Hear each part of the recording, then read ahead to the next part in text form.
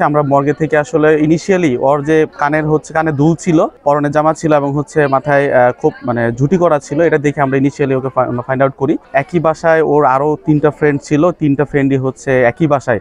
ওরাও মারা যায়। সাইমা আক্তার মাইলস্টোন স্কুলে উত্তরাতে ক্লাস 3-তে পড়তো। তো গতকাল যখন বিমান দুর্ঘটনা হয় আমরা তখন জানতে পারি যে ও ক্লাসেই ছিল, স্কুলে ছিল। তখন আমরা ঘটনাস্থলে যাই। তো যাওয়ার পর আসলে আমরা ওইখানে অনেক মানুষ ছিল। আমরা আসলে ইনিশিয়ালি ওকে আমরা রেস্কিউ করতে পারি নাই। তৎক্ষণাৎ আমরা ওইখানে যে সেনাবাহিনী, কর্তব্যরত সেনাবাহিনী যারা দায়িত্বরত ছিল তাদের সাথে কথা বলি এবং তাদের ছবি দেখাই যে আমাদের ছোট বোন, সম্পর্কে আমার ছোট বোন হয়। তো দেখানোর পর ওনারা বলে যে আসলে এখানে এভাবে ফাইন্ড আউট করা পসিবল না, আপনারা হসপিটালগুলোতে গিয়ে না, কারণ এখান থেকে যারা আহত হয়েছে বা নিহত হয়েছে সবাইকে হসপিটালাইজ করা হয়েছে অলরেডি। তখন আমরা ওই লোকাল যে হসপিটালগুলো আছে, শহীদ মনসুর আলী, প্রথম আমরা খবর নিই এখানে রিসিপশনে। প্লাস দেন আমরা উত্তরা মেডিকেল, যারা বাংলাদেশ মেডিকেল বলি, তো কুয়েত মৈত্রী এবং লুবানা যেগুলো আছে উত্তরা ক্রিসেন্ট, সবগুলোতেই নেওয়ার পরে আমরা আসলে কোথাও খুঁজে পাই না।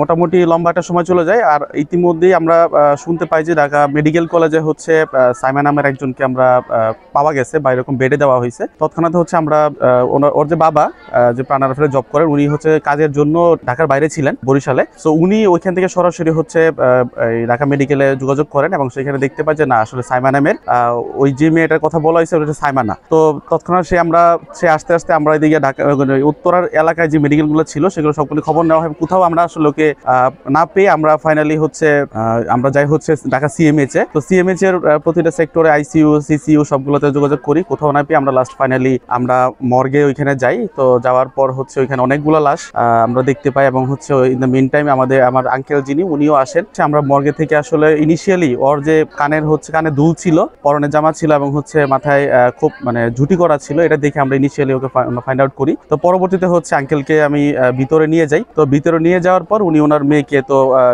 দেখে আসলে আইডেন্টিফাই করে। এরপরে আমরা ওইখান থেকে আসলে সেনাবাহিনীর তত্ত্বাবধানে আমরা ওইখান থেকে পুলিশি কার্যক্রম যেগুলো ছিল সেগুলো শেষ করে পরে আমরা ওইখান থেকে বের হয়ে আমরা উত্তরা যে বাসায় ওই বাসায় একই বাসায় ওর আরো 3টা ফ্রেন্ড ছিল, 3টা ফ্রেন্ডই একই বাসায়।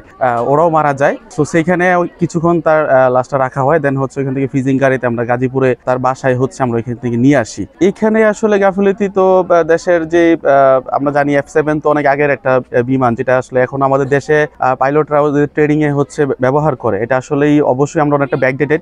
দেশের আকাশে আসলে এখনো ঢাকা শহরের মতো একটা জায়গায় আসলে এরকম একটা অনেক পুরনো মডেলের একটা বিমান দিয়ে আসলে পাইলটরা তাদের ট্রেনিং দেয়। এটা আসলেই খুবই আমাদের জন্য একটা হেয়রপূর্ণ কাজ। আমি বলবো যে আসলে এটা আসলে এখন মানা যাচ্ছে না যে ডিজিটাল যুগে এসে এরকম অ্যানালগ টাইপের একটা বিমান দিয়ে তারা এরকমই করবে। এবং সেখানে আজকে যে ক্ষতিটা হলো দেশের, এটা আসলে কিন্তু অপূরণীয়।